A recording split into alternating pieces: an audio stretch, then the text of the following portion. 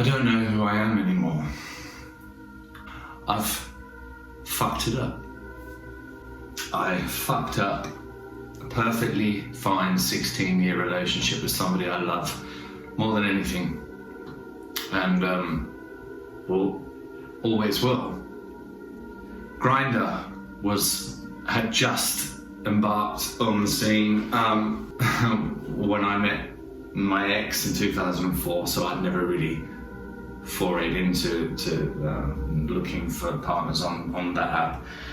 And now, lo and behold, it's become like my lifeline to feel desire, to feel needed, to have sex. One of the reasons why, I'm not going to go into it too much for personal reasons, but one of the reasons why I stupidly felt that it was better for us to move on was because I was having those desires to be with somebody different, to have that stranger intimacy. Why do we do it? Because of sex. Because of that. It is an integral need in a relationship, absolutely, but because of sex, just because we don't have that same lustful, libidinous,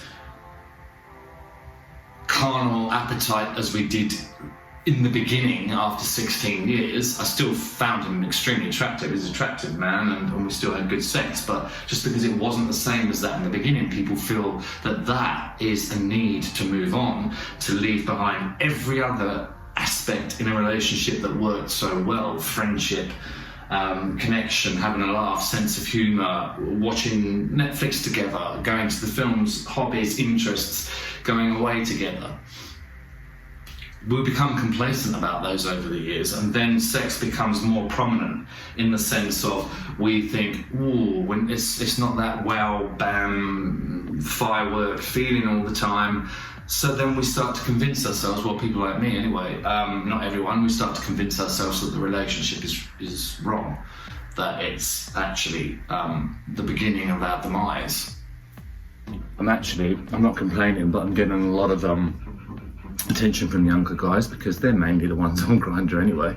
But, you know, it's a bit of, I'm caught between a hard place and a rock, or a crystal, whatever the saying is, because they find me attractive and it's all good for sex and it's all great, lovely, whatever, but do they foresee a future with me? No. And it's not like I'm looking for one, it's just that I would like a friend with benefits, as I said before, somebody that might be able to just stay around a little bit longer if you've had a great time with them. I don't understand why. Some do, some don't, but it seems that the younger guys, they're just thinking about pastures new, the grass is greener, next.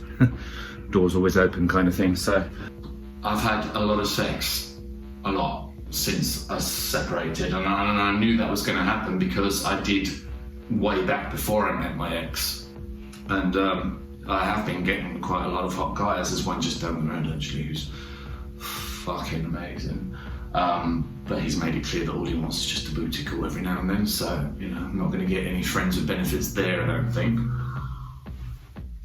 Knob out, knob in, knob semi, knob hard, knob this, knob whatever, arsehole showing, butt cheek showing, a little bit scantily clad, every different type of picture.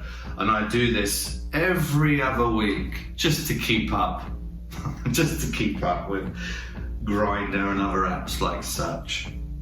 The plus points to it obviously are, if you are somebody who I felt maybe I am, kind of likes that new sort of stranger intimacy, certainly in the bedroom. I mean, when it comes to conversation, it's a bit hit and miss, but in the bedroom, I do. Then it's fine. But then I've got this other flip side. I have these dichotomous feelings and ways of envisioning happiness sexually. I have this other side where I want to be with the one I love.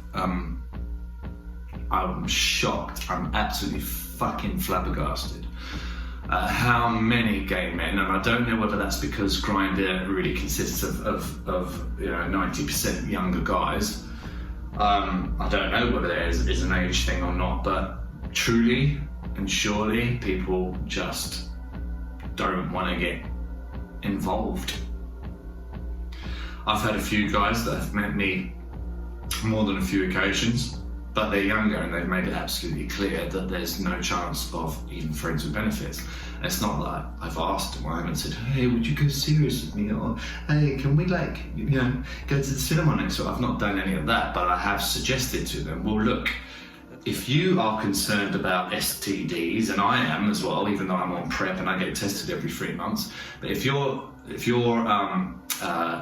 wary of that and nervous about that, then why don't we, seeing as we're sexually compatible, why don't we just sort of, get each other's number, not go on these apps, and meet each other every so often to have sex?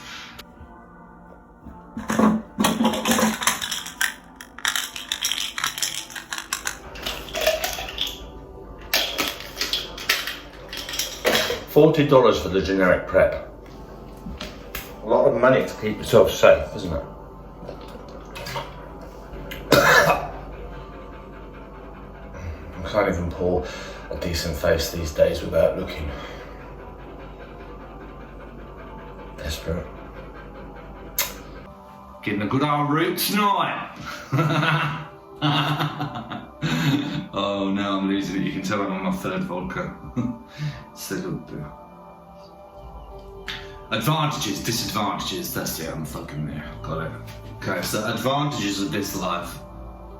Freedom. Not having anyone to answer to. Not having any disputes, tete-a-tetes, arguments, altercations, whatever you want to call them. Not getting a bit stalemate sexually. Meeting different people with different interests, hobbies, whatever. Oh, fuck it, that's the advantages. Disadvantages. You're opening yourself up, because I'm on PrEP and so are a lot of gay guys, but that doesn't mean that you won't catch STDs. You're opening yourself up to be susceptible to catching all those horrible diseases. Because let's face it, most of us don't put condoms on our willies, do we, when we're just doing oral? Disadvantage. You'll always be lonely.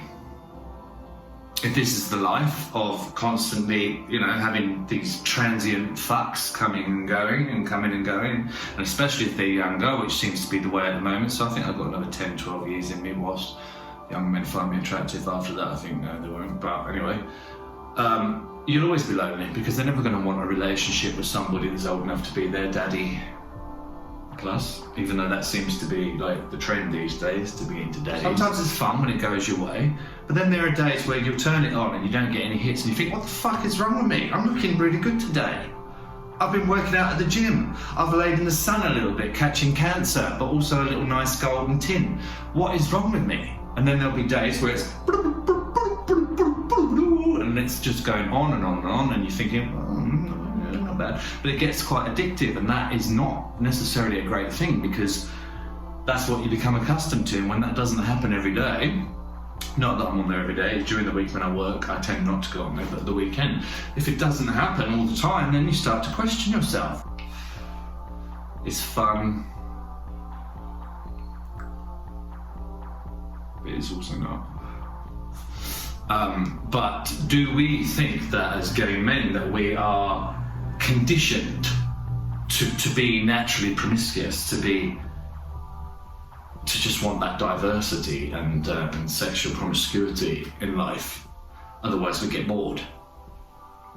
I used to think, what a stereotype. That's a massive generalisation, because I was in love and monogamous for practically 16 years.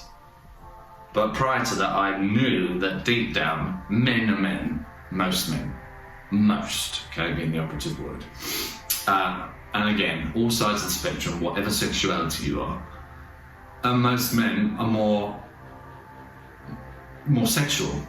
Their libidos, constantly raging and up there. So when you've got two gay guys, or a bisexual guy and a gay guy, when it's male on male, basically, does that amplify that carnal need, that need for lust and rampant sex and reckless abandonment? To the point where some of us screw up our relationships with infidelity. In any relationship, it's becoming more and more sort of trendy, if you like, for people to have open relationships, to have polyamorous relationships, to just have threesomes, to have rules and boundaries and And